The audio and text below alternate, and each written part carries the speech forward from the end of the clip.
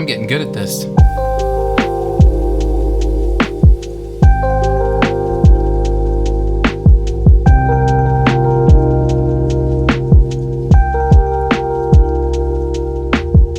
It might seem like just yesterday we were talking about the Mavic Mini 1. We did a video talking about how it became a professional drone in 2020 after they updated it, added 24 FPS, and you could add ND filters, all that stuff. And if you haven't seen that video, click up here so you can check it out. I love that drone. And even to this day, having played with the Mini 2, I still love that drone. I think it's one of the most perfect drones for everyone. That's the thing. It's a great drone for professionals. It's a great drone for beginners. Of course, if you are a full-blown professional doing commercial work, it's not exactly the drone for you. But if you're a hobbyist, if you're someone who just does social media stuff, I have always said that the Mini 1 is probably the best drone for absolutely everybody. If you're strapped for time watching this video, I'll make it simple. The Mini 2 is a better Mini 1. And honestly, the Mini 1 was already a fantastic drone. So if you're in the market for a low budget, easy to fly, fantastic image quality drone, the Mini 2, like honestly, you can't really go wrong right now.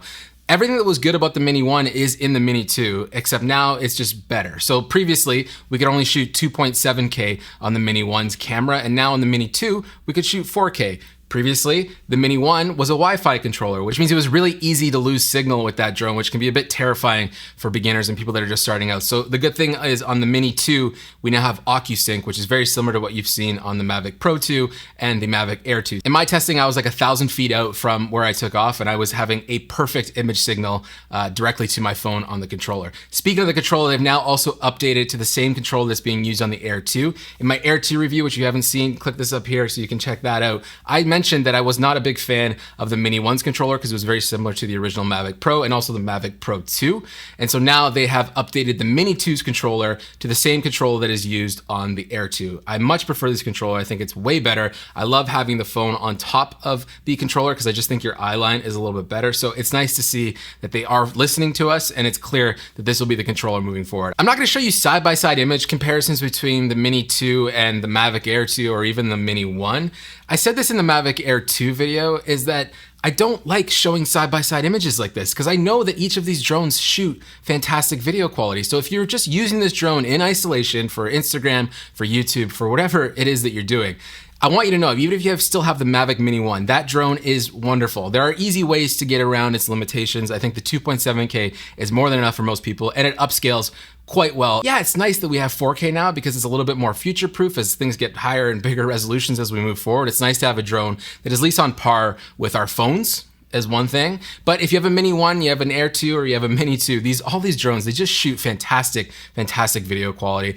The one thing that I will say about the Mini 2 that I'm a little bit disappointed, and I understand given the price point, is that it doesn't shoot 4K 60. And one thing that I love about the Mavic Air 2 is that it does shoot 4K 60. And 4K 60 for me is kind of a deal breaker for drones now. It's what's made the Air 2 the best drone in my opinion that is out on the market. And the reason why, if you haven't seen my Air 2 review, is that I just think it's a safer way to fly. When you're up in the air and you're able to shoot at 4K 60, you can slow that footage down 40%, which means your clips are longer, but you're in the air for a shorter period of time. The thing that I'll do with the Mini 2 just to get around that, and when I show you the reel of footage that I've shot with this, I've done the same thing, is I'll shoot 4K 30, and I know 30 FPS, some people love it, some people hate it. I'm personally not a big fan of 30 FPS in real-time playback, but what I'll do is I'll shoot 30 FPS and then slow it down slightly in a 24 timeline so it just looks a little bit smoother, and I am able to stretch my clips just a little bit longer. Not as great as 4K 60, but for the price and for the size of this drone and the convenience of it, I think it's an easy trade-off. But flying with this Mini 2, honestly, I have to tell you, like as much as I love my Air 2, I could see myself bringing this out way more often than the Air 2, only because it's smaller and it's easy to carry and it's just fun. It's a fun little drone. And here's an interesting thought that I kind of just had right now. If you have a drone like a Mavic Pro 2 or an Air 2 or a more professional drone, whatever you want to call it, a drone like this is a really good backup drone to have in your kit. Considering the price point, we're talking like under $500. It's one of those things where if you shoot weddings, if you shoot corporate work, if you shoot commercial work even, everyone will tell you 2 sources, 2 duplicates of everything, always have a redundancy just to be safe. And so if you're out doing a shoot shoot and your Air 2 crashes or something happens to it, you forget something, you forgot the controller for it, whatever it is, if you're out there and you're flying and you lose that drone and you're on that client shoot, you're kind of SOL at that point. So if you had this in your kit just as a backup, this is a great backup drone that will shoot fantastic image quality, that will have probably an indiscernible difference in image quality between your professional drone and this drone up in the air. So even as someone who loves the Air 2 and I think is my favorite #1 drone, this is 100% my B drone. This is my B cam, crash cam, B drone. And so that is why I love the Mini 2, and it's a wonderful upgrade from the Mini 1. I want everybody to know, because I know a lot of you have probably seen the original Mini review on this channel and how much I raved about it. Nothing about that drone and everything that I've said has changed in the slightest. I still think if you can find one used now, you can probably find one for like $300. Grab it. It's a great drone if it's your first drone. And again, it's a great drone if you need a B drone or a crash drone. But if you have not bought a drone yet and you're looking at Air 2s and you're looking at Mavic Pro 2s and you're like, these things are way too expensive, this is the drone to buy, at least for another year. Every year they're gonna come up with new ones. I will say between this one and the Mini 1, this is way more future-proof because this shoots 4K, all that stuff. And so for the next 2-3 years, I can imagine this drone being just fine for the majority of people's needs. Enough talking, let's look at what this drone can do. Here is a reel of footage with the Mini 2, shot in 4K, 30 FPS, slowed down to 24 FPS. Enjoy.